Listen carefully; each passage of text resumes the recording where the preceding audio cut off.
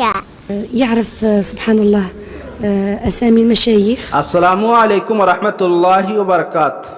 नाजरीन, ये है पैदाइशी हाफिज कुरान, एक जिंदा मुआजिजा। अफ्रीकी अरब मुल्क अलजायर में जन्म लेने वाले पैदाइशी हाफिज कुरान बच्चे की पूरी दुनिया में धूम मच गई है। उस दूध पीते बच्चे को कुदरत की अजीम निशानी और जिंदा मुआजिजा करार दिया जा रहा है, जबकि वह दुनिया का सबसे कम उम्र हाफिज कुरान होने का एजाज भी हासिल कर चुका है। यहया नामी 2 साला बच्चा कुरान करीम का पक्का हाफिज कुरान है। वह सवाए कुरानी आयात, मुख्तसर अहादीस और मसनून दुआओं के एक लफ्ज का भी तकल्लुम नहीं कर सकता है, हत्ता कि वह दर्राजतुन यानी साइकिल भी नहीं कह सकता है, लेकिन कुरान करीम रवानी से पढ़ता है। अलजायर समेत अरब ममालिक के अखबारात और टीवी चैनल्स तवातुर के साथ यहया पर स्टोरियां चला रहे हैं। जब नाजरीन उस बच्चे को देखते हैं तो उन्हें अपनी आंखों पर यकीन नहीं आता, जबकि उससे मुतालिक पढ़ने वाले भी शज़दी रह जाते हैं। अलजायर के सबसे बड़े अखबार अश-शुरूक ने उस मुअजिज़ाती बच्चे और उसके वालिदैन से खुसूसी मुलाकात करके एक तफसीली रिपोर्ट छापी है, जिसमें यहया नामी उस बच्चे की स्टोरी को माफौकल ख्याल करार दिया है। यहया के वालिदैन का ताल्लुक अलजायर के अलबलीदा नामी इलाके से है।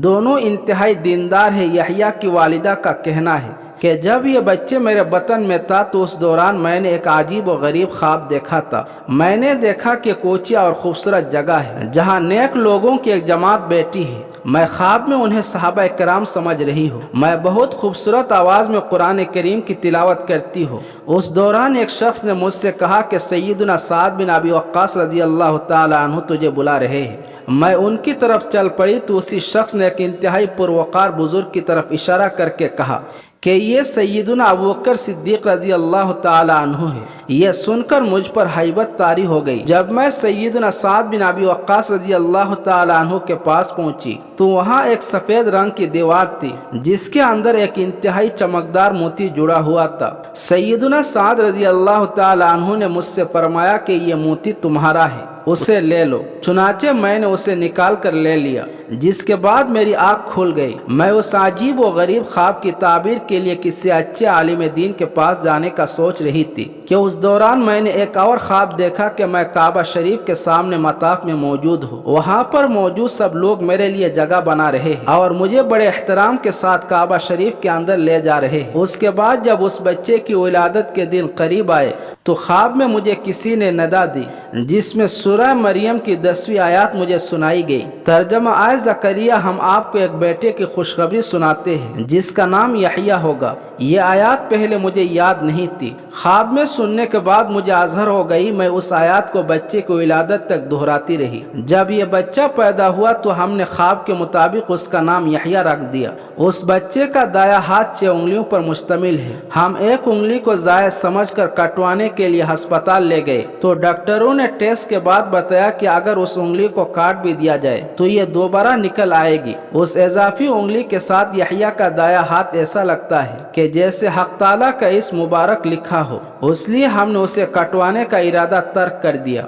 यहया की खाला का कहना है जब उस बच्चे की उम्र 40 दिन हुई तो एक दिन में मैंने देखा कि यह अपनी माँ के साथ सोया हुआ था और उसने अपने हाथ की शहादत की उंगली को ऐसा उठाया था जैसे कलमा शहादत पढ़ते वक्त उठाया जाता है। उनका मजीद कहना था कि यहया आम बच्चों की तरह रोता भी है, लेकिन जैसे ही कुरान करीम की तिलावत उसे सुनाई जाती है तो यह फौरन खामोश हो जाता है। यहया के बारे में उसके अहलखाना उस वक्त हैरत में मुब्तला हुई। जब उसकी उम्र 1 बरस हुई तो उसने दीवार में लगे फ्रेम की जानिब इशारा किया और उस पर लिखे हुए कलमा तैयबा को पढ़ने लगा। उसके बाद यहया कुरान करीम खोलकर उसमें आयत सजदा ढूंढ कर पढ़ने लगा। रवामा यहया की उम्र 2 साल हो चुकी है। वो अगरचे बहुत ज्यादा तेज है मगर अपने हम उम्रों की तरह उसे खिलौने से कोई दिलचस्पी नहीं है। वह बस हर वक्त कुरान करीम या बच्चों की दीनी किताब तुहफतुल अत्फाली हाथ में लिए रखता है। अगर कुरान करीम या किताब ना मिले तो वह टीवी पर कुरान करीम की तिलावत सुनता रहता है। अगर कोई यहया के सामने तिलावत करते हुए गलती कर जाए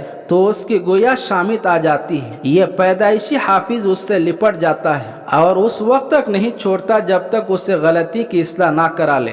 حفظ قرآن کے ساتھ رفتہ رفتہ یحییٰ کی صلاحیتوں میں بھی اضافہ ہونے لگا ہے۔ وہ اب مشہور قراء کرام اور مشائخ میں فرق بھی کرنے لگا ہے، جبکہ اسے قرآن کریم کی مکی اور مدنی صورتوں میں بھی فرق اچھی طرح معلوم ہے۔ آپ بس یحییٰ کے سامنے کسی صورت کا نام لے اور وہ عمدہ انداز اور قواعد و تجوید کا بھرپور لحاظ رکھتے ہوئے اپنی تتلی زبان سے کلام پاک پڑھنے لگ جاتا ہے۔ اگر کسی آیات کا ایک لفظ پڑھا جائے تو آگے پڑھنا شروع ہو جاتا ہے۔ یحییٰ نے اگرچہ کسی سے سیکھا نہیں اور نہ ہی اس کے سیکھنے کی عمر ہے، مگر ہر سورت کے شروع میں وہ بسم اللہ پڑھتا ہے، لیکن سورہ التوبہ بغیر بسم اللہ کے پڑھتا ہے اور ایسا ہی پڑھنے کا شرعی حکم بھی ہے۔ یحییٰ گھر میں تو کچھ خاموش رہتا ہے، مگر وہ اپنی ماں کے ساتھ باہر نکلتا ہے تو وہ مسلسل قرآن کریم ان آیات کی تلاوت شروع کر دیتا ہے جن میں عذاب الہی سے ڈرایا گیا ہو یا نعمتوں کی خوشخبری سنائی گئی ہو۔ یحییٰ کی یہ عجیب حرکات دیکھ کر اس کی ماں کو تشویش لاحق ہوئی کہ اس کا بچہ کسی نفسیاتی بیمار کا شکار تو نہیں۔ وہ اسے نفسیاتی امراض کے ماہرین کے پاس لے گئی، مگر ڈاکٹروں نے اسے تسلی دی کہ اس بچے کو کوئی بیماری لائق نہیں۔ پھر یحییٰ کی ماں کو بعض لوگوں نے بتایا کہ اس بچے کو جنات نے اپنی گرفت میں لے رکھا ہے، وہی اس کی زبان سے بولتے ہیں۔ تو یحییٰ کی ماں اسے لے کر علاقے کے بڑے عالم دین عامل کے پاس چلی گئی۔ جب عامل یحییٰ پر دم کرنے کے لیے قرآن آیات پڑھنے لگا تو اس نے بھی اس عامل کے ساتھ پڑھنا شروع کر دیا۔ یہ دیکھ کر عامل نے یحییٰ کی ماں سے کہا کہ اس بچے پر کسی جن کا اثر نہیں ہے، یہ قدرت کا بہت بڑا معجزہ ہے جس سے حق تعالیٰ اپنے دین کا بہت بڑا کام لے گا، جو تجھے مبارک ہو۔